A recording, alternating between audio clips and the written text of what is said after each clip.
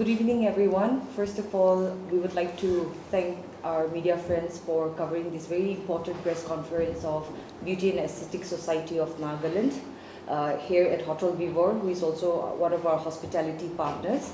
As you are all aware, the grand finale of Miss Universe Nagaland 2025 is scheduled to be held tomorrow at RCM Jotsama from 5:30 onwards, and we are very honored and pleased to welcome our two guests, Miss Riya Singha, who is the Miss Universe India the reigning Miss Universe India, and the Director of Franchise Operations, Mr. Amjad Khan of Miss Universe India. Before I give the time to our two guests, I would particularly like to thank to all our sponsors and partners for being with the society in this journey. And a special mention to Mr. Mahesh Koteja, who is also the State BGP Treasurer, for hosting the welcome dinner for our guests. I would now like to give time to Mr. Khan and Mr. Namaste, I'm Riya Singha, your Miss Universe India 2024, and it's such an honor to be here at Nagaland. I have always heard so many good things about this beautiful state, and Rofazano, who has represented this state, who was there at the competition when I was at the same time. We have some really fond memories together, and I'm sure that the girls this year are going to come very strong, very prepared, and I'm really looking forward to see the competition because I've heard that Nagaland really supports pageantry, and I think that is beautiful. It is not very common to see that, and I'm so glad that it is growing, it is expanding, and it is becoming something that everybody knows now. And Miss Universe is a pageant, is a platform that supports many causes. It is also about tourism, it's also about telling people and making people aware about where we are. And I think that is the most beautiful thing about pageantry. Hello everyone, I'm Amjad Khan, the Director of Franchisee Operation from Miss Universe India. So we have started our journey on March 30th with our first state pageant, which was in Uttar Pradesh. This is going to be our 21st or 22nd state which we are covering. Even I forgot the exact count of the states which we have covered so far. But yes, the association with BSN has been a long-term association.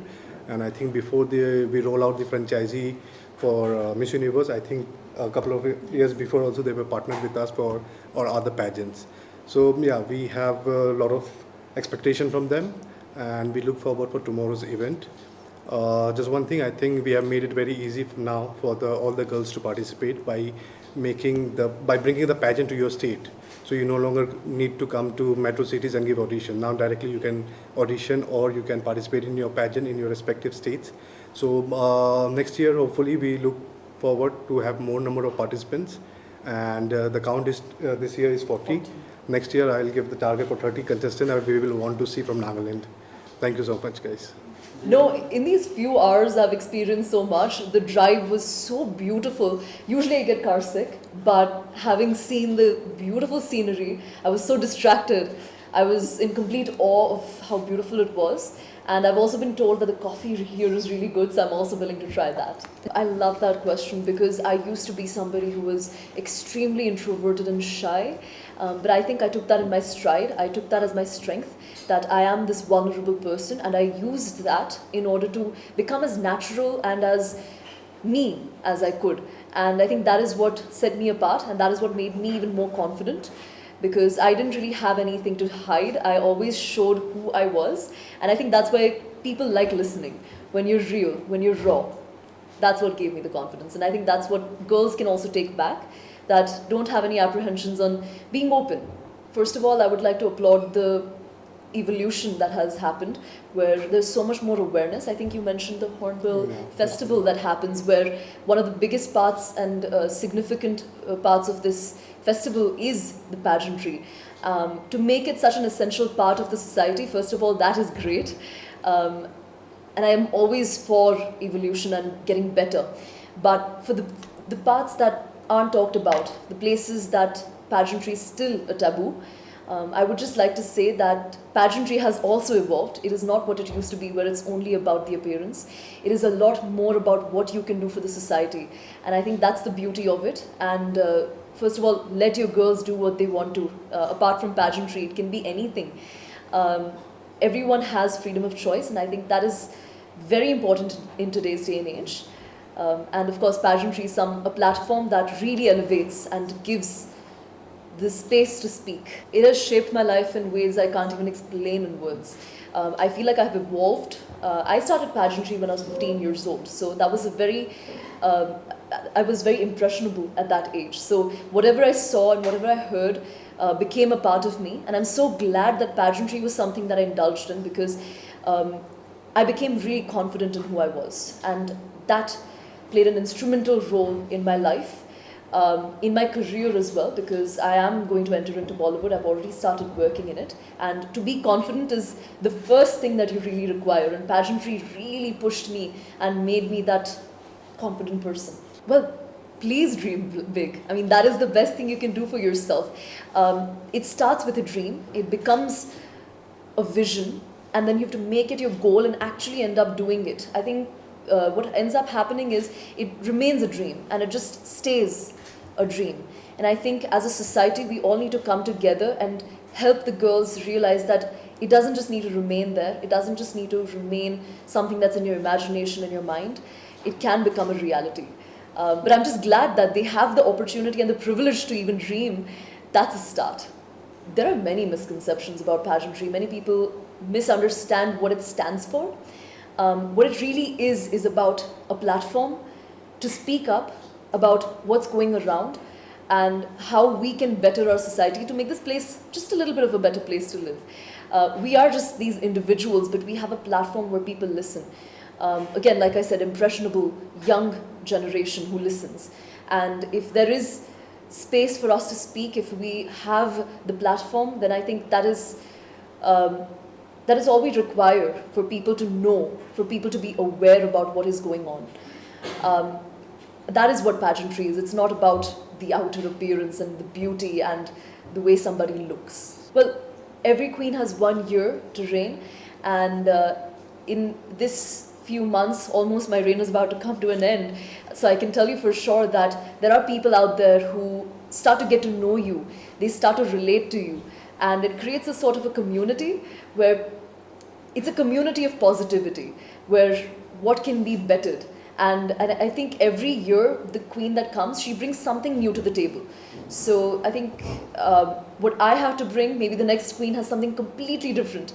And that is why every year there is a new person, there is a new story that is told, and that is how pageantry really stands out. To wear this crown of India is to carry a legacy.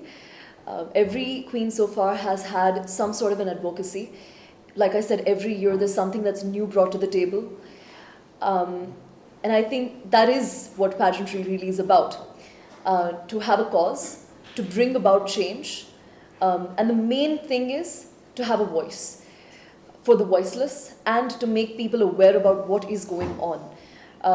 So yes, it is essential, and it always happens every year, because whoever the girl is selected on the basis of how she can connect to people. Connecting to people is the most important thing, for sure.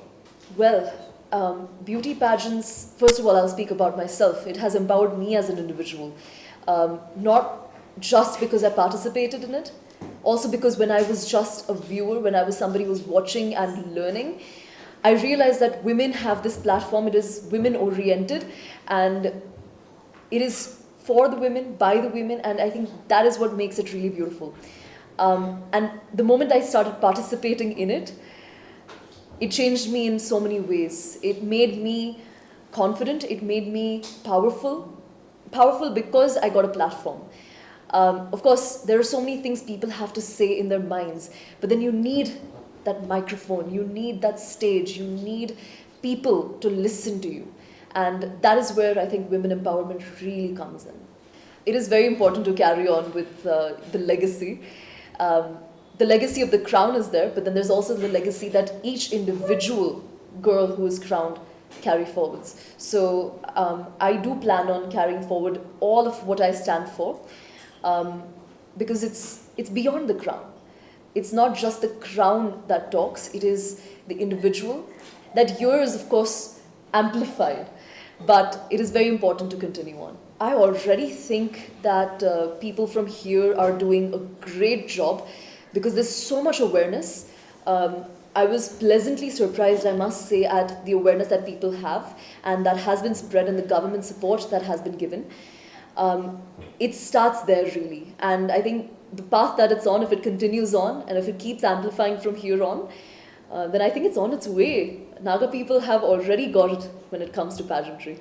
Keep going. There will be days where you'll have ups and downs, but you have to keep looking at what your goal is.